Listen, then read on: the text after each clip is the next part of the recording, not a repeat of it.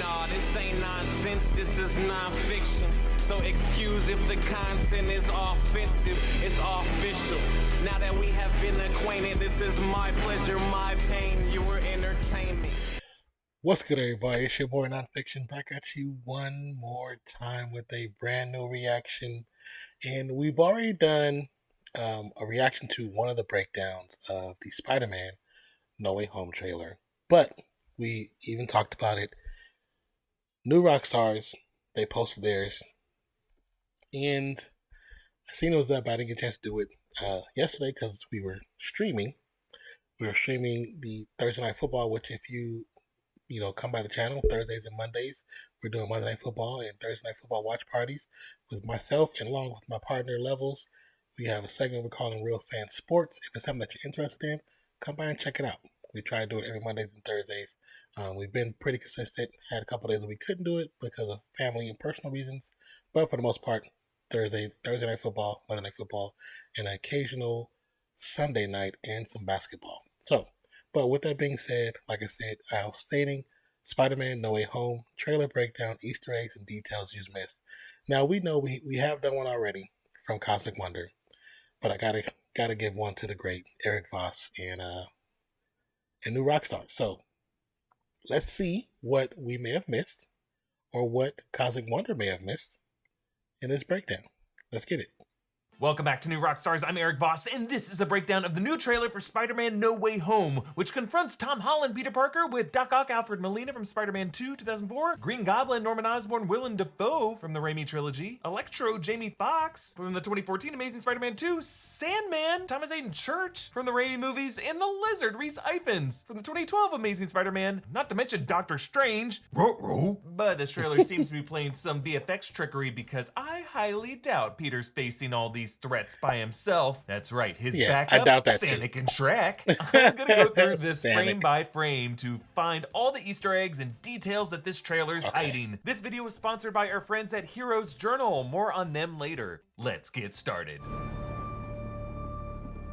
Ever since I got bit by that spider, I like that shot a lot. I've only had 1 week where my life has felt normal. That was when you found out. We open on sad Peter Parker, his face bruised and bleeding, tears and rain. Seems like the end of the movie, so who is Peter mourning? Who's gonna die? Well, the trailer suggests MJ, but it could just as easily be like Ned, Aunt I don't May, think it's Happy Hogan, MJ. or Shrek. This could also be an ending where Peter, in order to save those he loves and those he doesn't want to harm, must exile himself to a reality in the multiverse where he is a stranger with no way home, where it rains a lot, called Seattle. Peter tells MJ that the week between her 75% of the finding year. out that he was Spider-Man and Far From Home and Mysterio and J. Jonah Jameson outing him in the post-credit scene of that movie was his one normal week ever since the spider bit him. Now, this is only the second time Peter has mentioned his spider bite, an origin we never actually saw in the MCU, just kind of glossed over in Homecoming. You got bit by a spider? Can it bite me? Well, it probably would have hurt, right? You know what? Whatever. Even if it did hurt, I would let it bite me. Maybe. How much did it hurt? The spider's dead, Ned. So No Way Home could finally be the film the MCU flashes back to the exact circumstances of Peter's spider bite, especially if this movie does introduce him to the Tobey Maguire and Andrew Garfield versions of the character, whose bites and web-slinging abilities took alternate forms. Peter and MJ swing past J. Jonah Jameson's Daily Bugle broadcast until it switches to his own face half-mast with Public Enemy number 1. Number 1? Does no one care that Nexus witches exist? Just go talk to those survivors in Westview, or to Mr. Dell. You know, being a man of science, witches. And in the shot, you can see how MJ's hair is blocking Peter's view, and that nearly causes him to smack right. I still gotta say, when that happened in the movie, nobody, we just thought it was a funny moment. But now when you look back at it, they were pointing into a direction and we just didn't even know it. I love Disney for that. And Marvel and Kevin Feige. Right into that screen, and only when it clears does he finally whip to the side. Then Peter and MJ perch on the Queensboro Bridge. You can see over to the side there, this is right next to the Roosevelt Island Tramway, the setting of Green Goblin's showdown with Tobey Maguire Peter Parker in the first Raimi Spider-Man film. Let's move on. When you botched that spell where you wanted everyone to forget that Peter Parker's Spider-Man, we started getting some visitors. As Peter and MJ jump from that bridge, you can see MJ is wearing the same Joan of Arc t-shirt that she wore at the end of Far From Home, which, in addition to being a reflection of MJ's feminine pride, was itself an Easter egg calling back Zendaya's Joan of Arc look at the 2018 Met Gala. Then they glide through the subway tunnels, somehow missing Morbius despite his best efforts to sneak into this universe. And obviously they do this to escape the helicopters tracking them, but also following Cap's advice for how best to escape the city. You take them to the basement or through the subway. You keep them off the streets. Someone's been watching his Cap PSAs. And then as they nearly run into a train for a brief second, the train screen flashes red and M, the M train. That's right, Spider-Man narrowly avoided the Mephisto train. Run all you want, Spider-Man. We all float down here. Nah, R.I.P. your earbuds. The M line actually runs through Queens, so this train is likely coming from Queens, and Peter's just trying to get home. But there's no way home thanks to Mephisto. Now, you'll notice Benedict Cumberbatch's audio sounds stitched together here. When you botched that spell where you wanted everyone to forget the Peter Parker Spider-Man.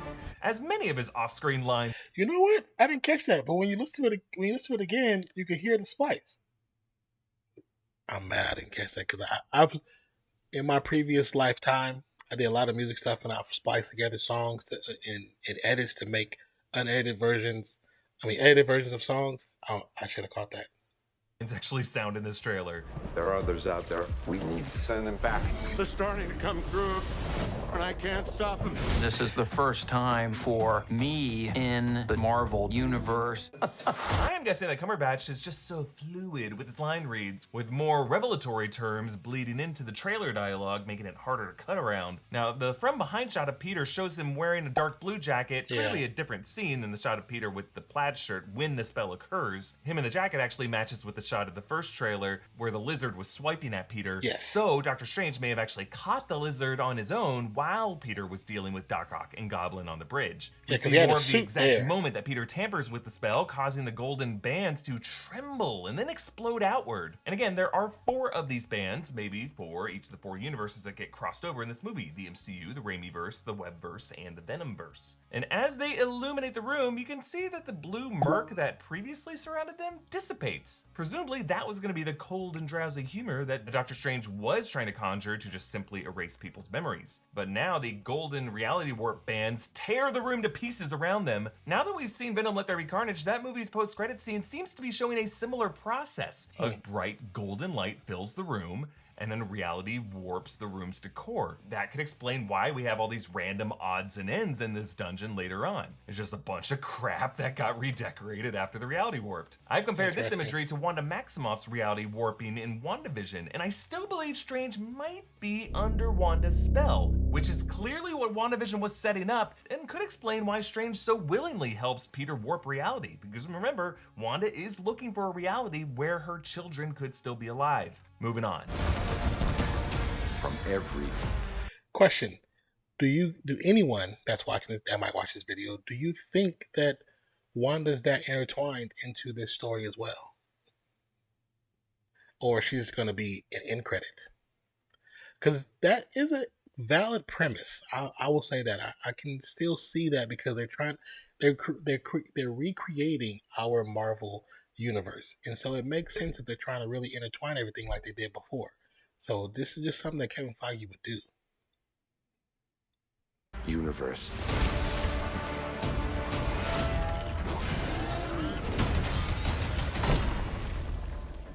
Hello, Peter. I love it. Green Goblin is here. He looms in through the smoke of his own pumpkin grenades, riding his glider. Meanwhile, Strange explains that these visitors are coming from every universe, meaning Doctor Strange might have been previously aware of alternate universes like the Raimiverse, which would give interesting meaning to the line he said to Tony Stark back in Infinity War. Protecting your reality, douchebag. Then Electro's bolts blast through the ground toward Peter, who wears this new black and gold suit. This suit's kind of a mess. There's loose wires poking out, duct tape all over the place. Actually, later you can see MJ and Ned are on a smartphone duct taped to his chest, apparently FaceTiming all this. I'm guessing this mission might be to catch Electro, and they have to do it in a way without Peter's Iron Spider armor, maybe by turning his old suit inside out, so all the wiring is now exposed, or maybe his nano nanotech suit can't be relied on after he ran into Doc Ock, or this could just be a new suit that they rigged up to be more resistant to high voltage. Let's move on to the next clip. He's the second person I heard say it's the suit turned inside out. Because now that you point out that it looks like it's tape and looks like you see wires sticking out, it might just be inside out.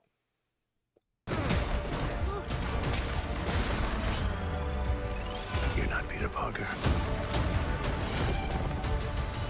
Ah, yes, license plates. So I pointed out in past videos how the cars on this bridge seems to have specific license plates that could be pointing to specific comic book issues, something Spider-Man director John Watts actually does in all of his movies. Yes. Here, Doc Ock and Peter pass a plate reading JND79WN, which doesn't seem to directly translate to anything in particular, unless maybe you try to stretch J and D being for Jessica Drew, Spider-Woman, who did first appear in Marvel Comics in 1976. But later, here is a clearly overt one, ASM 8183. John Watts always uses ASM to refer to Amazing Spider-Man, and then a specific comic book issue followed by the year. But this could be interpreted a couple different ways, actually. There was a Spectacular Spider-Man, not Amazing Spider-Man, issue 81 in 83, which mixes up Spider-Man with Cloak and Dagger, Punisher, and a certain bald baddie who's gonna come stomping into the MCU soon. Kingpin! Yes, I have theorized that Kingpin, Wilson Fisk, could be revealed in Hawkeye and could be the sixth villain of the Sinister Six in this movie. But alternatively, there's also an Amazing Spider-Man number 183 that was released in August 8th month in the year 1973, in which Peter gets attacked by a big wheel while Aunt May is hospitalized. This could just be a joke about how the wheel of this car is flying at Peter right now. But then beneath the bridge, Doc Ock jams his claw at Peter, and I love how John Watts uses a whip pan, the same kind of camera movement that Sam Raimi would often use for Doc Ock in the 2004 film. Yeah. But notice how Doc Ock's arms now have a red and gold coating to them, and a chunk of Peter's nanotech is missing from his chest. He actually has to reallocate the nanobots from his helmet to his chest to protect himself from the blow, and a later trailer shot shows that Doc Ock straight up absorbs Peter's nanotech armor from his suit. And this is crazy. That's why he's looking Doc at Ock comes from an alternate universe where Stark tech does not exist. How could he be compatible with this tech? Well, if you think about it, his arms are actually controlled via a neural link that was fused to his spinal cord. And Stark nanotech seems to be controlled via a kind of neural link as well. So maybe that is how Doc Ock can hack into it. I'm just excited to see nanotech on the loose in the MCU. Could be a major plot point in shows like Armor Wars. Also, a little VFX detail that I appreciate. Peter's necktie dangles from the open nanotech hole where his chest is, but as that nanotech shifts and seals that hole, it tucks the necktie back in. Meanwhile, when Tom Holland's face is revealed, Doc Ock says,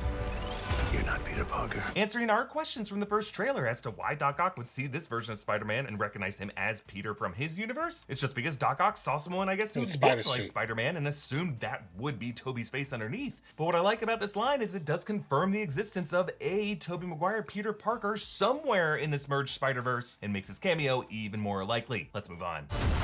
I'm sorry, what was your name again? Dr. Otto Octavius.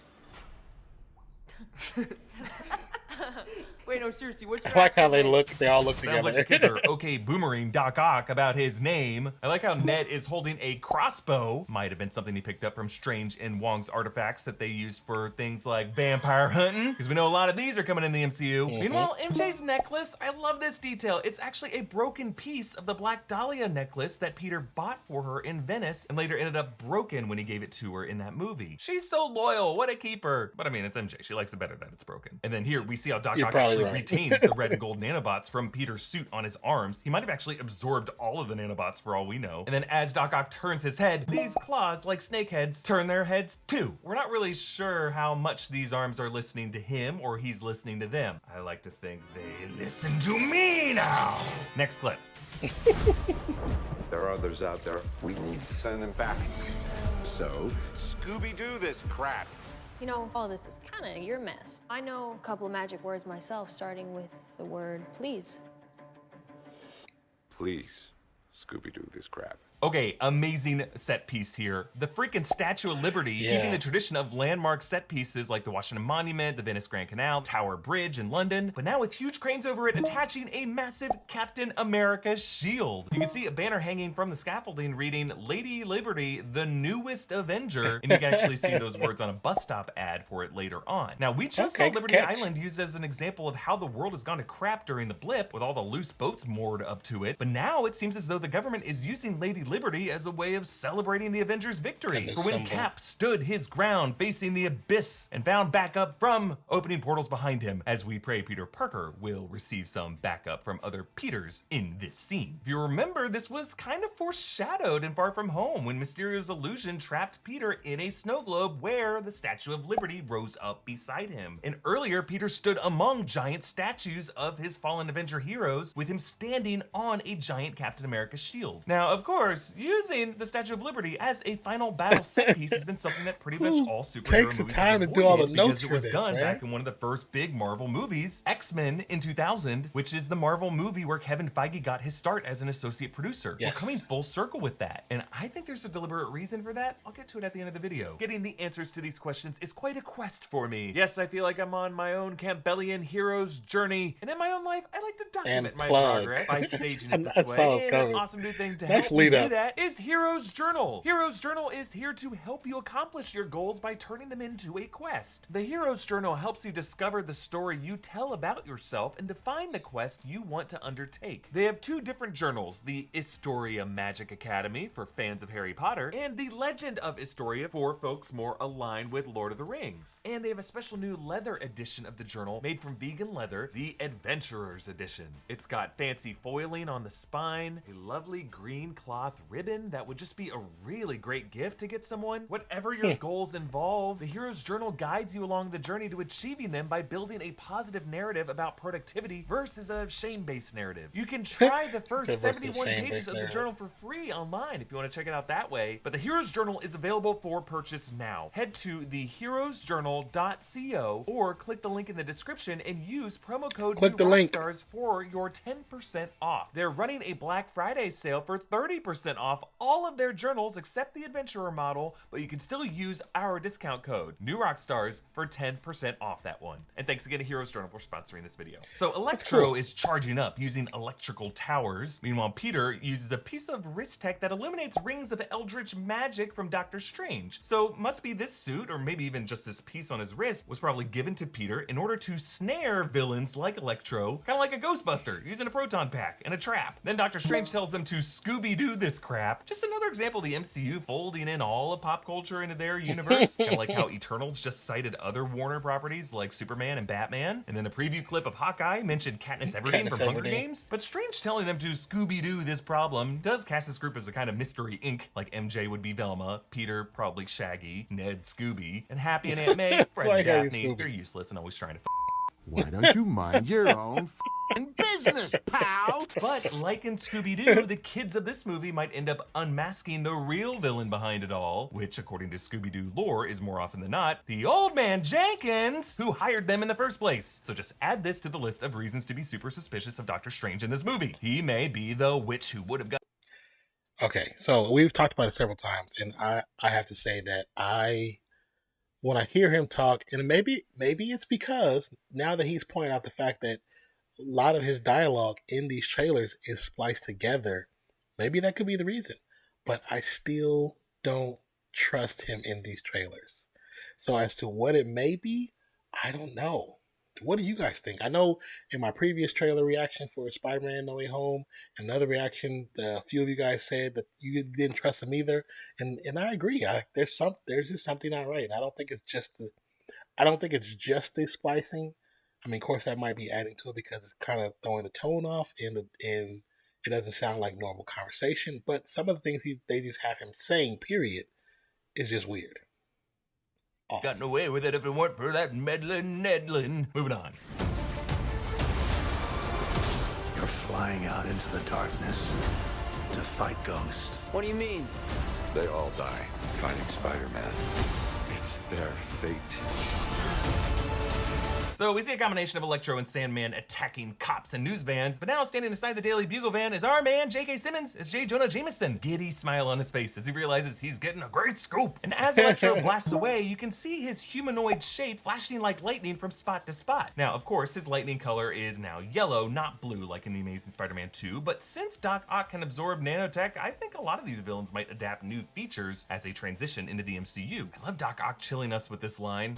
You're flying out into the darkness to fight ghosts. For one, it doubles down on this Ghostbusters parallel of Peter's mission, but also Alfred Molina is looking directly into the camera here as if this is how he shuts up those kids for laughing about his name, reminding them that they will be facing madmen who should be dead, who now think that they're in some kind of purgatory or hell, and therefore they have nothing to lose. Doctor Strange says that all these people died fighting their version of Spider-Man, but that definitely wasn't the case for Sandman at the end of Spider-Man 3. Peter Parker forgave him and let him go, making us wonder, geez, Tobey, what did you do after Spider-Man 3? Did Flynn Marco break your damn door? Fix this damn door! Then Peter leaps after a pumpkin grenade as it explodes in front of him. This actually looks like the lobby of that same building, the one with the police cars outside, the same one we later see Electro and Sandman outside of, and the lobby that Aunt May seems to be charging through. I also think, based off of the SWAT swarming around it, that is where Happy Hogan is. So, between Happy and May, that's two very worrisome options for who this pumpkin grenade may be targeting. But Peter does seem to be wearing a new incarnation of his Iron Spider nanotech that probably protects him from this explosion. You can see that gold emblem stretching across his shoulders. That's completely new. The guy's got a million suits in this franchise. And in that shot, he appears to be talking to Aunt May after the explosion. So I'm thinking she'll be okay. Happy though? I don't know. But an explosion does destroy the entrance, emitting a green fire, which actually continues to burn green on that piece in the lower right. So I'm wondering if this could be part of Goblin's weaponry. And then on the right is a Feast truck. Feast is Peter Parker's homeless outreach organization, and it has a big hole torn out of the side of the truck, like someone might have used this truck as perhaps a Trojan horse that they burst out of in the attack. Moving on. I'm sorry, kid. Yeah, me too. Interesting.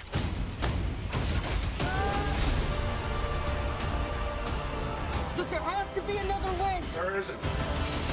They're a danger to our universe. So deciding that he does not want to send these villains to their certain deaths, either realizing that if he's worthy of redemption, so must they be, or after Mysterio, he doesn't want any villain blood on his hands, Peter whips and snatches that green cube artifact as it levitates between Strange's hands. I'm assuming this is some kind of Pokeball pocket prison that Doctor Strange He said can either store Pokeball. the villains inside of, or some kind of mechanism that allows him to return them to sender. I love this. Peter is strung between two portals. Strange must have tricked Peter by opening one portal in the direction he was already whipping, and then another one immediately behind him, so that Peter ended up whipping his own foot. Genius. But in this shot I mentioned before, yeah, so that shot has been messaged. I've received a few messages about that shot, and people are thinking that, oh, maybe it's Tobey, and I'm like, it doesn't make sense for it to be Tobey.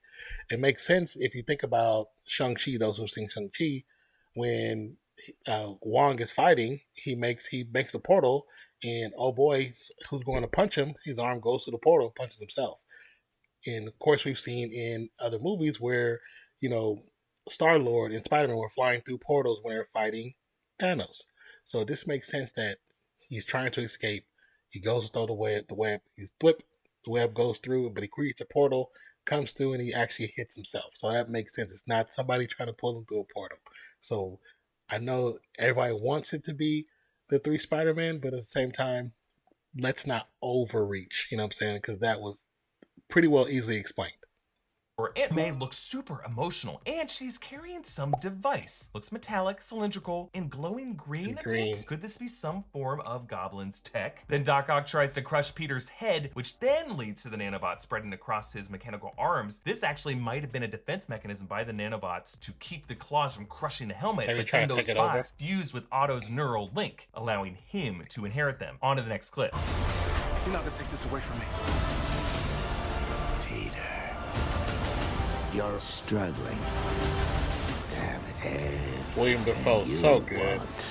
while the world tries to make you choose. So Peter swings through the scaffolding at the base of the Statue of Liberty, but you'll notice the statue is bronze colored, not the green color we know today. And that's because when the statue was originally assembled in France in the 1880s, its copper plating made it a dull brown color. And then over the next 30 years, it oxidized green, the color we now know. Oxidation. So maybe this statue is actually restored as part of its newest Avenger redo. Actually, in shots of Peter perched on the crown, you can see streaks of green in those spikes as if this oxidation was being scrubbed off. Then we get our first clear look at Jamie Foxx as Electro. He wears this chunky gear that seems to help conduct the electric current, and it all seems to be stemming from a chest component that almost looks like an arc reactor, like a spare one from Stark's tech. Just be another piece of Stark tech that one of these Spidey villains could hijack and repurpose. He does seem to fire a powerful blast that seems like it's a mixture of repulsor blasts. And then I love this, as the electricity courses over his head, it makes the yellow starburst shape of Electro's classic spark mast from the comics. Then we get a nice close-up of Green Goblin on his glider, as well as a quick flash of a goblin without his helmet wearing flight goggles. I'm just thinking this is a blurry Willem Dafoe face, because if alternate goblins or Hobgoblin was in this movie, I don't think they would reveal James Franco or Dane DeHaan Goblin in a shot like this. But you'll notice he drops in with a swarm of razor bats. You remember those nasty things from the first Raimi film. And then a DODC SWAT unit swarms in on the building, Department of Damage Control. These are the authorities who arrested and interrogate Peter, and they seem to here be in the apparent aftermath of that green explosion. And then a juiced up version of Doctor Strange's spell blasts out from Liberty Island, expanding far into the sky. Maybe that cube broke open, causing the barriers between realities to open even wider. More thoughts on this in a bit, but on to the next clip.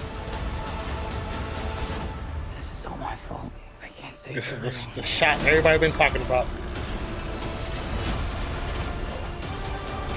Okay, so Electro, Sandman's giant face, and Lizard leap across the Statue of Liberty scaffolding towards Spider-Man, but clearly Lizard is jumping towards something else that must be positioned beneath Spider-Man that's been scrubbed from the frame. Actually, in the Brazilian version of this trailer, the cut was left long enough to show Lizard recoiling as if something kicked him in the head, something that was removed from this trailer, and I think it's a very good chance that in the theatrical version of this scene, that is going to be Andrew Garfield Spider-Man. Maybe Tobey Maguire Spider-Man, but Garfield Peter has a history with Lizard. Actually, Electro is also an Andrew Peter villain. Sandman was the Tobey Peter villain. Tom's really the odd one out here. But this shot just makes it seem like it's 3 versus 1, but compositionally, it makes far more sense for this to be 3 versus 3. Kind of like how the profile collision shot in Civil War was equal numbers on both sides. And when Peter tells Aunt May that he can't save everyone, I think the subtext of that is that he can't do it alone, and he's gonna get some endgame style backup from his Peter variants. Now, I fully respect Sony for not putting Tobey and Andrew in the trailer, so but glad fans have been so ravenous with speculation. I think it's a foregone conclusion at this point. Still, I think we're gonna scream like Doc Brown when we see them. Let's move on.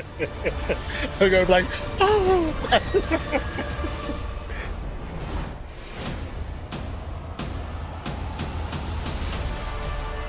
Definitely gonna.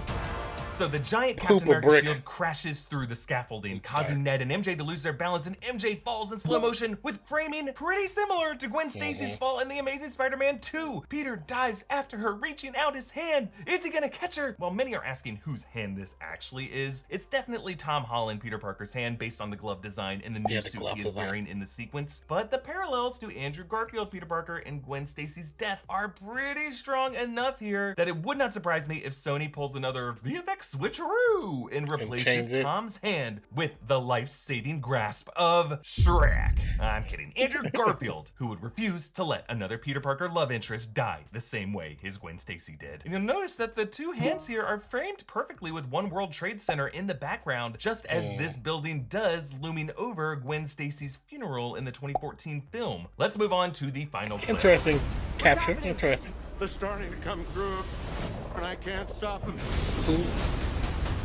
So it looks as though that spell that blasted outward from the Statue of Liberty has left this crack in the sky, like the cracks in space formed when the multiverse shattered in Loki, or the shattering of reality walls in What If. Now these cracks were once to the other Spider-Man, like the golden bands of Doctor Strange's spell, but now a purple glow has overtaken the orange color as this glows in from what lays beyond. Purple has tended to be the color of dark magic in the MCU, the color of Dormammu in the Dark Dimension, the color of Agatha Harkness's dark magic. But the question is, what or who has started to come in through these cracks that Doctor Strange cannot keep out? Well, interdimensional threats like Dormammu or Shuma Gorath or demons from the What If episode 4 always seem to be a threat to Doctor Strange. Maybe we're looking at a symbiote hive or Kang variants. I don't think it has to be one big threat, but like the Sinister Six spawning throughout the MCU, any number of out-of-place outsiders suddenly appearing from different universes. And I think it is interesting that they chose the Statue of Liberty as the focal point of all of this. The gateway to a new world for the tired, the poor, the huddled masses, yearning to breathe free. A symbol chosen specifically for that X-Men final battle, for that reason, as part of Magneto's plan to transform world elites into poor huddled mutants from a shining beacon in Lady Liberty's torch. No Way Home is clearly a prelude to The more he talks about it, the more I'm just like smiling. I'm like, oh my God, I can't wait to see this damn movie. I cannot wait to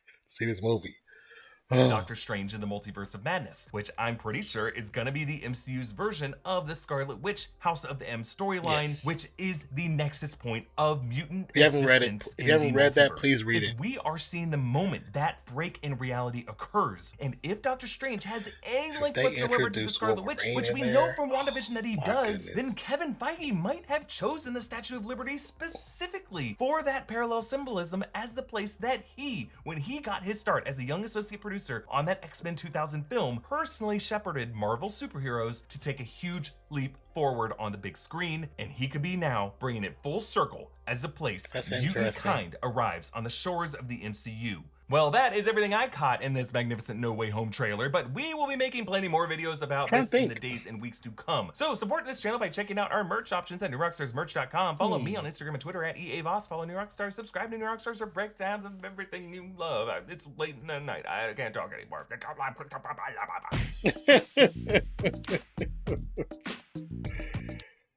You know what? Now I'm trying to think. I believe. Oh yeah, I did make it bigger. I believe he actually. I'm trying to think. I don't think he did too many more than what the Comic Wonder did.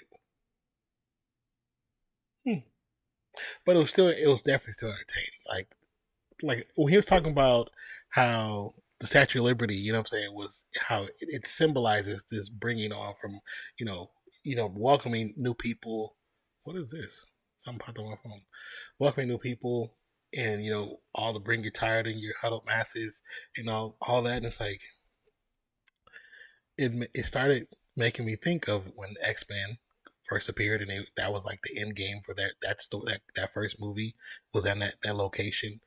It just made me think like of all the new characters that we're going to get into the MCU. Like we have the Fantastic Four coming. Like we have X-Men coming. Oh, it's just y'all don't understand, man. When the first X-Men came out, it was the greatest thing I ever seen. You know what I'm saying? Like for me, as my top two superheroes is Wolverine, Spider-Man. Those are my two comic loves. I like Batman and Superman, but Wolverine, Spider-Man, love them more than anybody. And when I first seen him, them on the screen, I enjoyed it. The only one I didn't like was Halle Berry as Storm. I didn't think she was believable to me as Storm. I felt it should have been somebody totally different, and we've talked about that many a times, but we're not going to get into that. But regardless, it's just the feeling of knowing that the MCU is just going into a crazy direction and a crazy realm with the multiverse. It's just the kid in me. If I go back, so many years, would never have seen this coming. Would never believe this day would ever get here. Would never think we'd have all these movies. But thank you guys for watching this video. I can just talk for a while, you know what I'm saying? But I appreciate each and every one of you guys for being a part of the family, being a part of Fiction Fam. Man, without you guys, there definitely is no me. So please, if you made it to this point of the video, hit that, leave me that yellow heart, hit that thumbs up, subscribe to the channel if you're new, you know what to do. Subscribe, hit that notification bell, join the Fiction family, man. I truly appreciate each and every one of you guys. I love you guys. I hope you have a wonderful day, night, evening, morning, noon, wherever you are in the world today. My name is Nonpfixion, man. I appreciate you. I love you. And I'll catch you on the next one. Peace, love, and I'm out. And don't forget, like I said earlier, we do live streaming on Twitch, on YouTube, Mondays and Thursdays, and some Tuesdays for sports, football, and gaming. Appreciate you. I love you. I'm out, y'all.